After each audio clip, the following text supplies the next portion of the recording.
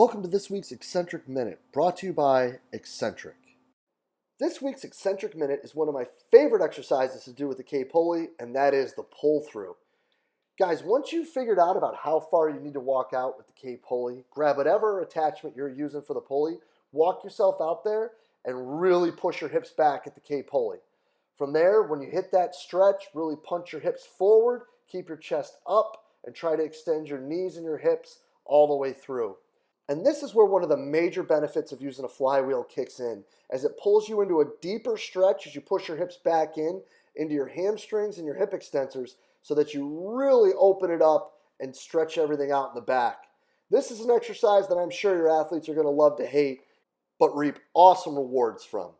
I really hope you enjoyed this week's Eccentric Minute.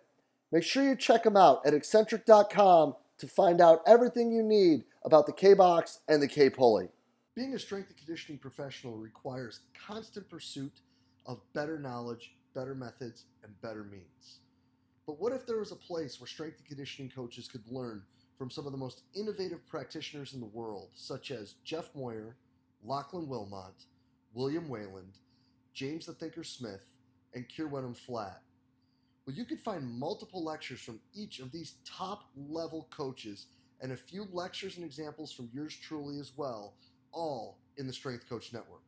The Strength Coach Network is going to bring you well over 100 different lectures from some of the top practitioners in the world to be your one-stop shop for your continuing education and professional development. So hop on over to strengthcoachnetwork.com/CVASP today and get your 48-hour trial for only $1. That's strengthcoachnetwork.com/CVASPS to get your 48-hour trial for only $1. I look forward to seeing you in the Strength Coach Network. Hello, and welcome to the podcast. Today, guys, we have an absolutely awesome talk. We are going to sit down and discuss mindset and how it impacts you in your position with Georgia Southern's Director of Strength and Conditioning for Olympic Sports, Don Day.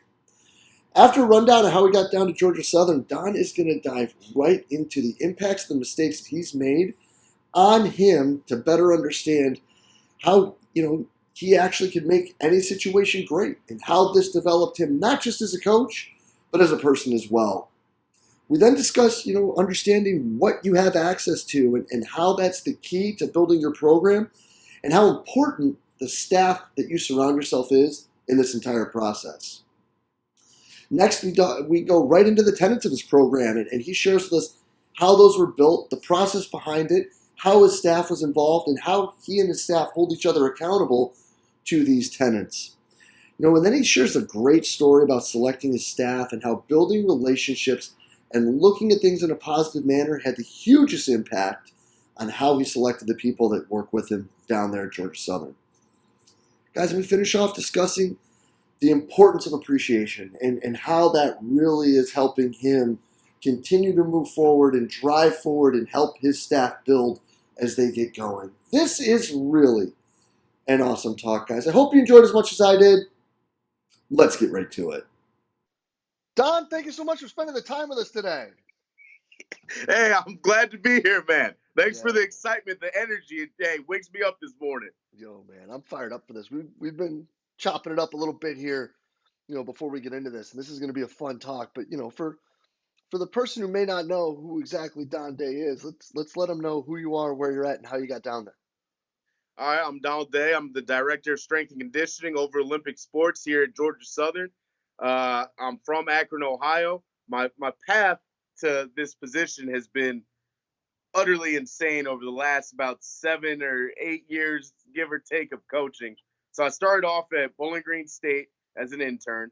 Then I went to the University of Akron as an intern. Eventually worked my way up to being a strength coach, and I was actually on Matt Gildersleeve's first strength staff. Sometime in the season, this was about 2013, so sometime around the season of 2014, the coaches asked me to give up my strength GA and become a football GA. And I didn't know anything about football. So I was running and gunning with like defensive backs. I played D-line, nose tackle actually in college. So it was a struggle for me, but I learned a lot about my work ethic and who I was back then and what I did want to do and what I didn't want to do. Then I go out to Robert Morris where I met David Kitchen, who's now my assistant director. Was there for a little bit with Todd Hammer. From there, I went to American University.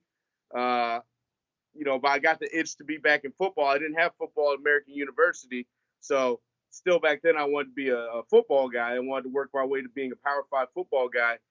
So I got the opportunity to go to Western Kentucky with Jeff Brom in his last year, and we had a lot of good success. Some people went off to Purdue. I ended up going to Buffalo as an assistant director uh, with Ryan Sizik. Thought it was going to be a great opportunity, which it was. I learned a lot of good things from Sid. He's the net guy, all that good stuff. Now he's training military men.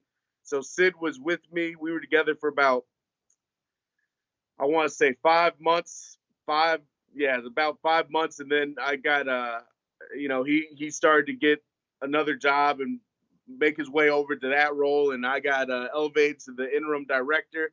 Well, at the time, I did probably one of the most arrogant things I could do. At the end of the season, I said, you know what, this isn't going exactly how I want it. So what I'm going to do is give up this director spot and leave and go somewhere else. And so I went to Georgia Southern as an assistant, and it was probably the biggest year of growth, year and a half of growth for me. I learned what I wanted to do, what I didn't want to do. I got saved during that time period, and I kind of just transformed my mindset to that arrogant guy that was like, hey, you know what? Screw this director spot. I'm gonna go do what I want. I got a little humbled, you know what I mean? And then I said I need to be a head guy again because I am blessed with the talent of leadership and the skill of leadership. And I know if I have another chance, I won't, throw it away like I did the last time. I'll actually do it right. So this position opened up, and the funny thing is, I remember talking to our the guy that had this position before, Jeff Ward. We were talking one day, and he's like, if I ever left, you should go for this job. I said, Jeff, I would never take this job. And now I have this job. So we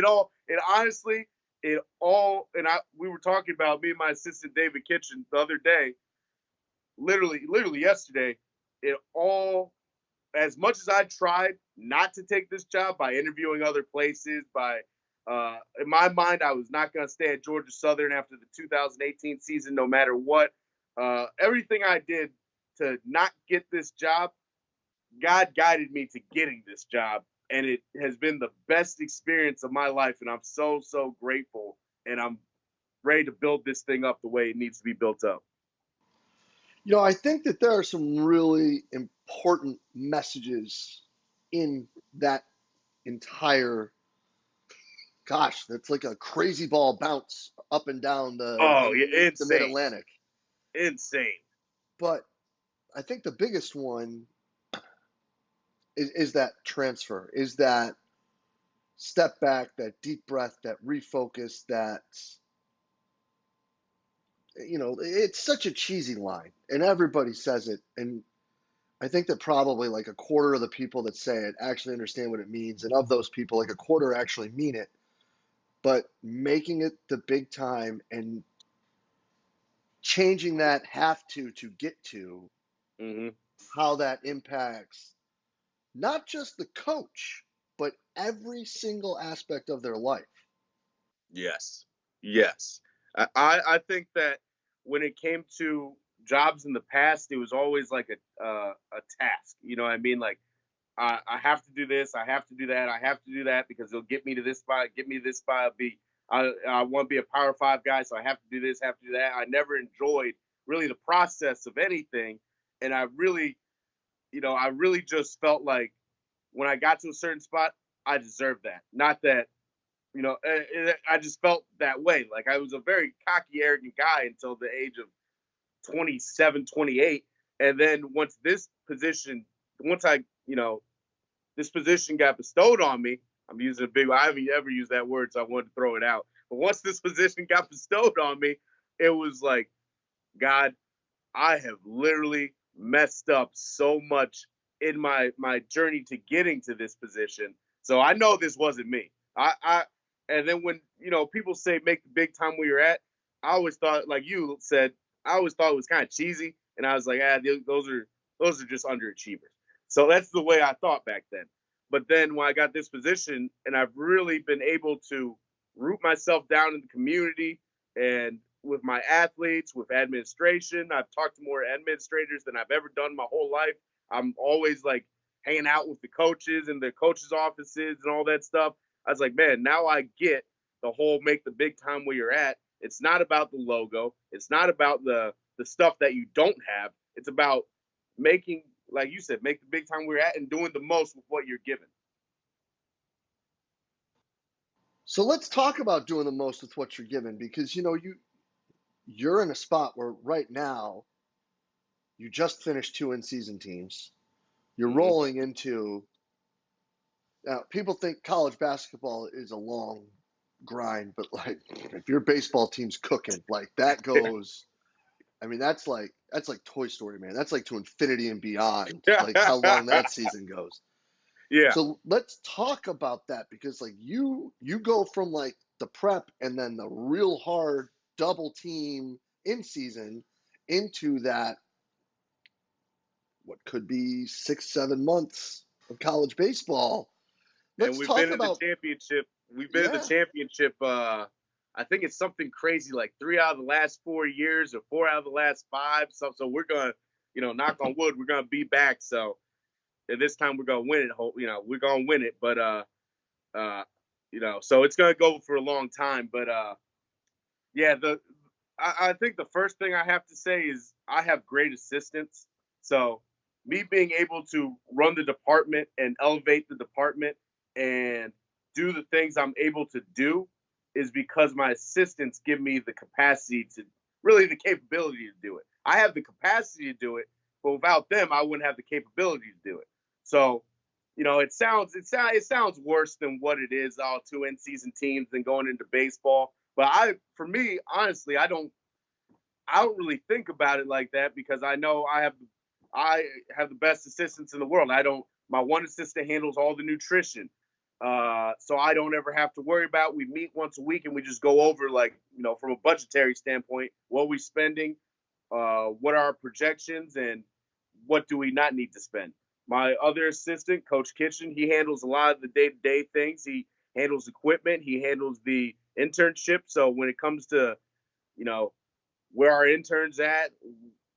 I mean, and interns are a big part of staff, so he does handle about half the staffing. You know what I mean? So I just am the guy that presses send on the emails to buy more stuff or to whatever it might be. But like I said, my assistants give me the capability to do that.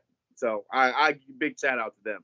And my other assistant, Coach Ansley, and I have a GAJC that they just keep everything running smooth. So it's a thing where I'm not worried about baseball travel because while I'm away, all my assistants, my GA, they'll all handle that. Everything will be handled, and it's a very I'd say, how do I say, professional development here and staff development is put at a high premium.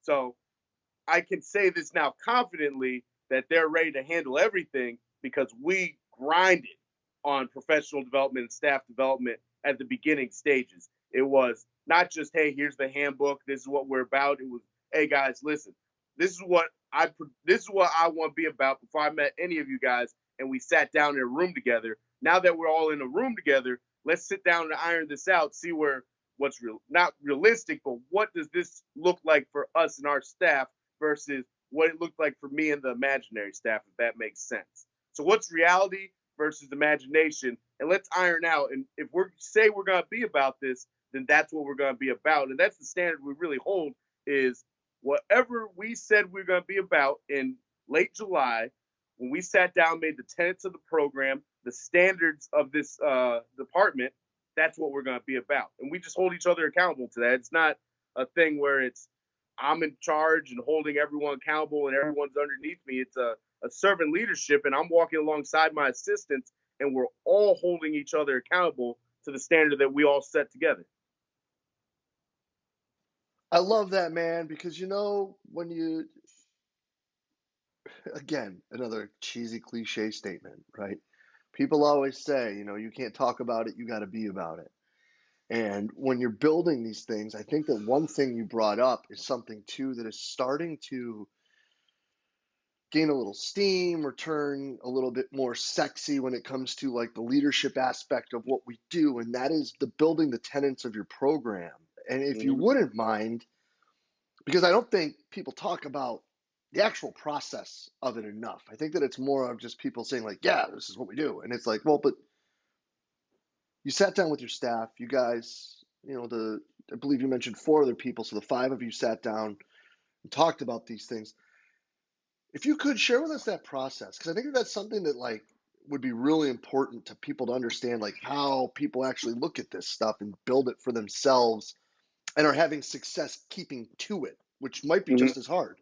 It is very holding to the standard is the hardest part, but it's I'd say how the process went is we all kind of sat down and I had an idea of what I wanted us to be about. And I'd say that actually is the most challenging part is to originally decide what you want to be about as a director and as a staff, because you get into the role and it's like, okay, what's the easiest thing for anyone to do is to go back to something they've heard before or to go back to something they've done before from someone else, or hey, I was an assistant for here for 10 years, so we're going to be about this. But really, that's not what school B is about. That's what school A is about. And you're just trying to transplant. So to sit down and say, all right, I want to start fresh. What is important to me? And then what will be important to the staff? So that's before the staff got here. I had to figure out what was important to me, which for me, it's blue collar servant leadership, family, integrity, and excellence. And that aligned with the people that I brought in here. So those tenets haven't changed. Now, when we sat down and we talked about, hey, what are we going to be about for May? And we went over every little aspect of the program. We went through, I'd say one of my biggest weaknesses is organization. So I wanted to make sure I hit every single aspect. So I set myself up to be organized because you gotta know who you are. So and you gotta know how to fix what your weaknesses are, your blind spots are. So I need to organize every single thing, is no matter how tedious it is. So we went over what's our athlete coach relationships going to look like. What's our or what's our coach athletic trainer relationships going to look like? What is our relationships with our sport coaches going to look like? Rest of administration going to look like? What are we going to be known as a department from a relational standpoint? And then you go into more of the task stuff, like, hey, what day-to-day tasks, all that stuff that everyone's done. But relationally, that's the one thing that matters, in my opinion, the most, especially down south. It's all handshake deals and stuff like that, which I love that kind of stuff. It's Georgia Southern has a great community gathering and following. So what I express to my staff is you come down here, you're a part of something bigger than yourself. One example is there's a tradition, you get baptized in Eagle Creek, which is Eric Russell used to say the beautiful bays of Eagle Creek. Well, it's actually a sewer runoff. So I've been baptized in it, and I have a jar of it sitting on my desk for good luck. But that's like the tradition is so ingrained in here, and that aspect of community is so ingrained in here that yeah, tasks are important. It's important to make sure that we have a process for how we go about solving tasks or doing tasks. But the most important thing is relationally. That's kind of how our process of figuring everything out and sitting down and talking. And it was it's you have to humble yourself.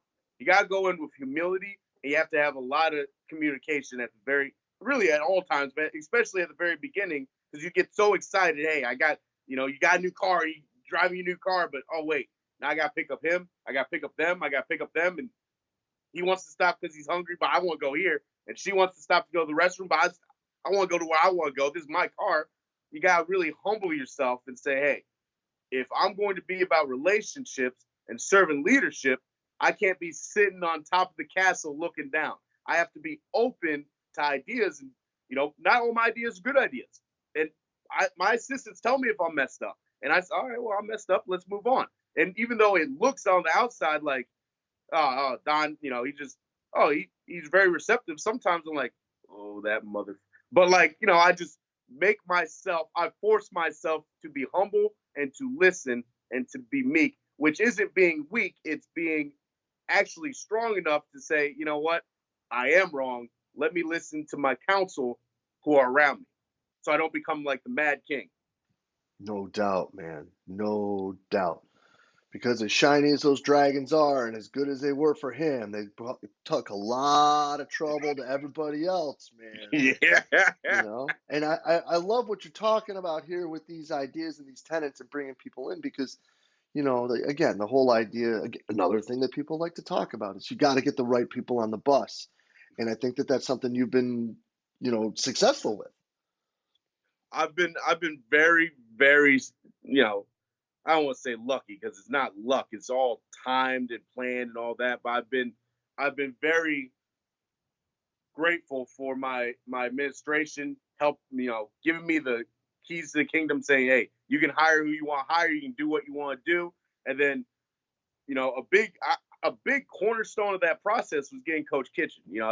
That's one of my best friends. I've known Coach Kitch since our time at Robert Morris together. And then Coach Shannon was, I'd say a steal. She came from UConn, had prior experience. Coach Ansley came from Mississippi State, had prior experience. And then a guy that I haven't talked about enough is JC, John Carlos. So he was an intern. This is a great story. He was an intern last year, all right, while he was playing tennis. So I would come over here to work because I worked baseball a little bit last year in the fall or in the spring. Uh, and JC would come over and do his training, do his practice. But the morning before he trained, he would be in the weight room cleaning, doing intern grind stuff. Then he would lift, literally like put the stuff down, start lifting because his team was in, so he needed to lift. He's still a student athlete. And then he'd clean, do whatever he needed to do as an intern, clean racks, clean everything.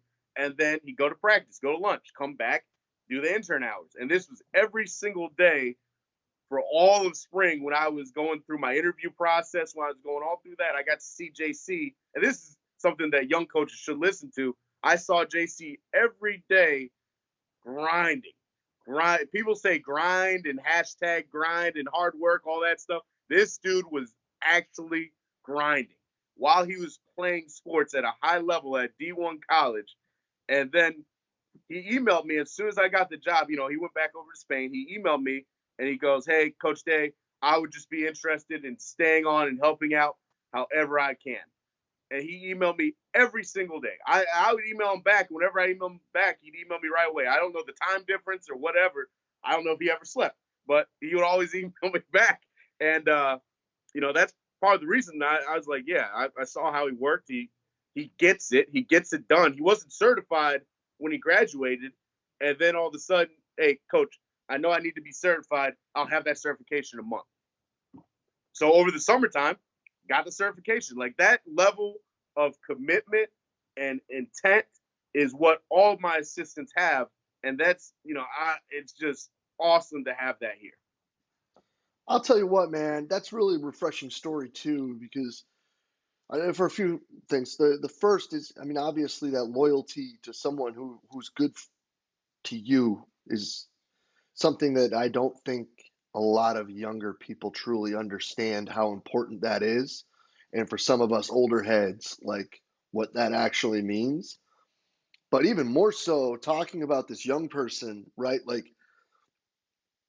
today, it's really cool to sit there and get on Twitter or to screenshot something and start bashing people because of how positions are set up or that like GAs don't get paid enough for like these entry level positions now that are starting at 40K don't pay people enough, which blows my mind in a way, but I understand it in another. But then to hear someone that is like, I'm going to do whatever it takes, and I know there are limitations to what I have, but I'm going to fix those because I want to be part of this. Like, again, it's just coming back to what we started talking about in the beginning and how you talked about your journey to get to where you are now is that switch of I'm owed or entitled or I deserve this to I get to do this. I'm going to do the best at it. And I'm going to sit here and I'm going to ball out no matter what. No Um, matter like when I came from Buffalo to Georgia Southern, I mean, I took a $40,000 pay cut to be an assistant, but I knew, you know, something was guiding me that way. Now at that time, I didn't really know what it was. I didn't know what was going on. This was BC before Christ coach day. So I just kind of was like, all right, well, I kind of feel like, I should go. I honestly got to Georgia Southern, and this is why I know, this is why I'm so grateful for this position. I sent out an email when I saw that the head football guy had gotten the head strength coach had gotten the job at Georgia Southern. Didn't know him, never talked to him, no connection. So I was like, oh, let me look up his old email because I'm sure he still uses it. Sent him an email, said, hey, I'm looking to get out of Buffalo. I'm a head guy here. I think I'd probably be a good assistant for you. Just hit me back up if you're interested. And lo and behold, never met the guy. Did an interview. I talked to him over the phone. Never met him one time before I got here.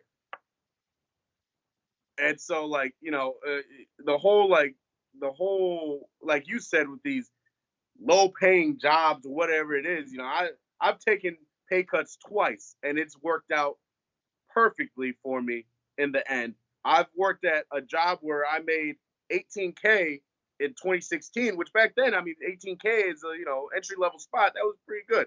But I felt like I mean, I'm from Akron, so I felt like I was rich. You give me 10,000, I'll feel rich, but not anymore now that I'm married. But when I was taking that job for 18K, we won a conference championship. We were 10-7 against Alabama at halftime. The game where Lane Kiffin got cussed out by Nick Saban. Well, that was because of us. I built long-lasting relationships with my players. I still talk to a lot of those guys. I was around once in a lot. Coach Brom is. I know they had a rough year this year. That dude is a stud. He's a great, great coach and a great leader to be around. And I was so thankful I had time to spend with him, even if it was 18K. And I went to Boca Raton, Florida, for a bowl game. You know, it was awesome. It was the best bowl game I've ever been to. Uh, and we were champions. We beat Memphis. You know what I mean? We ran the Little Giants play, and we ended up beating Memphis. We killed Memphis. We ran the Little Giants play at halftime, and we ran a tackle screen for a touchdown. It was one of the funnest games I've ever been around. So, like, when people talk about, oh, I don't make enough money, or why are you posting this position, blah blah blah. Well, you know too. Like, if administration gave us unlimited money, then okay, I would post higher paid positions, but sometimes you just gotta do what you have to do to go forward and take steps forward. It's about the opportunity. You know what I mean? I I never look at money. I just look at the opportunity because the money, just like budgeting for my department, whatever the money is, I'll make it work. I don't care what it is. I was talking to a GA the other day where I was like, "Hey, listen, you're talking to me about your money issues, and this was a GA from another school that called and wanted to talk or whatever. Like, you're talking to me about your money issues and all this stuff, but do you live a comfortable life or do you live a survival life where you got food over your food in your belly, uh, you know, your a roof over your head, and some type of bed to sleep on? Whether for the first 18 years of my life, I didn't have a mattress. I slept on the floor on some blankets. So you can sleep on the floor on some blankets while you're a GA. I mean, I did for 18 years. And as messed up as it is, sometimes I still like sleeping on the floor with blankets over a bed. It feels more comfortable to me. But I have no sympathy for people that say I don't make enough, or I don't. Just look at your money and sacrifice and make it happen. If you want the opportunity, then make it happen. yeah, and this isn't like sitting here and saying like, "Oh, look what I did." No, it's what it is it's just matter of fact. Like, listen, I've got a great assistant right now who's doing something similar, who took a chance on me, helping him out and doing that. I think too that a lot of people look at these things and they're like, Oh, well, yeah, Don only pays and Jay only pays.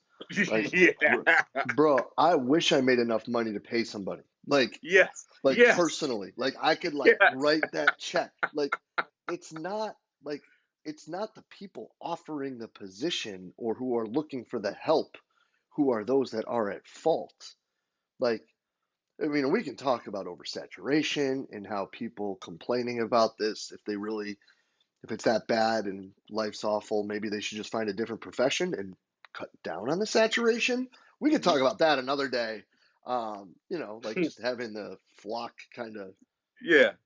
cut itself down a little. But, I think that really at the end of the day, you need to find a situation like what you've been talking about and sharing with us, where you're going to be around people who are going to challenge you, who are going to improve you, and who are going to set you in a trajectory to go in a positive direction. And if you're able to do that, and you can do that for 3 months, 6 months, 10 months, a year and a half, 2 years, then chances are, karma comes around, you Hmm. know? Hmm. And I And just I think, think it's also, when you get, and as the director, when you're in the role, when you're in the hiring role, I'd say you have to look at ways to help your staff out in those. I mean, no one gets paid enough, right? But how can I help my staff out and show them appreciation? And the one thing that everyone wants the most, something that everyone needs is time, right? So if you don't, if you don't have to, how I roll things here, if you don't have to be here, don't be here. I just require people to be here an hour before their teams and to all our like staff meetings. But besides that, hey, if you want to go home in the middle of the day and do what you need to do to reset your battery or whatever it might be, then go ahead. I'm not gonna make you desk guard. There's no reason for it, and you're gonna get burned out that way. I look at, how can I help my assistants out? Well, let me give them some professional development money. You know what I mean? I allot out my budget money for them to go travel and meet other staffs. Next year, they can do whatever they want with it. This year, I wanted them to go meet other staffs to, selfishly bring information back, but also to go see that, well, not every other, see how other staffs run it, so we can look at ways to improve. And maybe this director at school B does something that you want me to do, and I need to do it. So I won't know unless you guys go out and see. You know what I mean? And I'll go out and see. But like I said, years following, hey, do what you want with it. Any kind of gear, I'm like a hustler when it comes to gear. I hustle whoever I can to get gear for my staff. I mean, if there's a free T-shirt giveaway, I'm there getting 5 T-shirts to give to so I can bring it back to my staff. Uh, whatever events it is, if there's like, if one of the clothing shops are like, hey, we're gonna give out free Georgia Southern stuff, I'm lined up at the door first so I can get free gear to give to my staff. But whatever I can do to help help better their experience here is what I'm gonna do. You know what I mean? Now the pay is what it is. But whatever you can do as the director or the person that is able to do, you should do. It should be, I've never been a fan of uh, the assistant makes 30, the head guy makes 120, and he doesn't help you out or he doesn't do anything for you, or hey, he got a $50,000 raise, you're still making the same, and he can't throw you a ball. You gotta get an extra T-shirt, like at least, bud, like, you know what I mean, or a pair of shoes, like something, just to show that you care. But that's just my two takes on it. appreciation is a big thing, brother. It's a big thing. Yep, yep, huge, huge. Gotta show your staff, and I think you got to show your staff you appreciate them, not just by, like I said, not just by saying things, but actually doing things. You know what I mean? And I will just take it to the football world. If I'm the head football guy, and I know every year that USA Today is going to post my salary, then I'm going to keep trying to bring my assistants closer to my gap, closer to where I'm at. Versus, oh, when these salaries get posted, they're going to see there's $600,000 behind me. Like, come on, you can't. You come on. You're $600,000 better than your first assistant. You are not. So let's find a way to bridge that gap.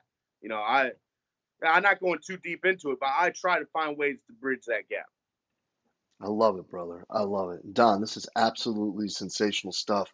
I can't thank you enough for your time today, man. This talk is killer, bro. People are gonna love this. Hey, I'm glad. I'm glad to be on here, man. I love your podcast. I love listening to it. I love all the things you do. And anytime I get to boast about my assistants and highlight Georgia Southern, well, I love taking it, and hopefully there's some educational pieces along the way for anyone else that's listening. 1000%, dude. This is sensational. Don, can't thank you enough for your time, man. We'll be in touch real soon, brother. This is sensational. Thank you. Anytime, sir. Yeah, bud. And a huge thank you to Georgia Southern's Don Day for spending the time with us today. Guys, just some open, honest, candid sharing from a man who really is trying to drive all of us forward, starting with, what's under his feet and really building a great staff and trying to make sure that the people that he's responsible for are taken care of, moving forward, growing and developing. This is absolutely sensational stuff. I took so much from this talk. I really hope you guys could take a lot from this and learn not just from Don sharing his mistakes, but what Don is doing and how he is looking at this, 15,000 feet and then pulling himself right into the middle of all of it. I love it. Don, I can't thank you enough for being so open, honest, and candid in your sharing today. This was absolutely awesome stuff. And guys, as always, if you did enjoy the talk, please share it to the social media outlet of your choice, Facebook, Twitter, Instagram, whatever it may be. As always, we're just trying to get the best information out there to all the great coaches that we can. And as always, guys, thank you for everything that you do for us here at Central Virginia Sport Performance. We will be back next week with another awesome guest. We will see you then.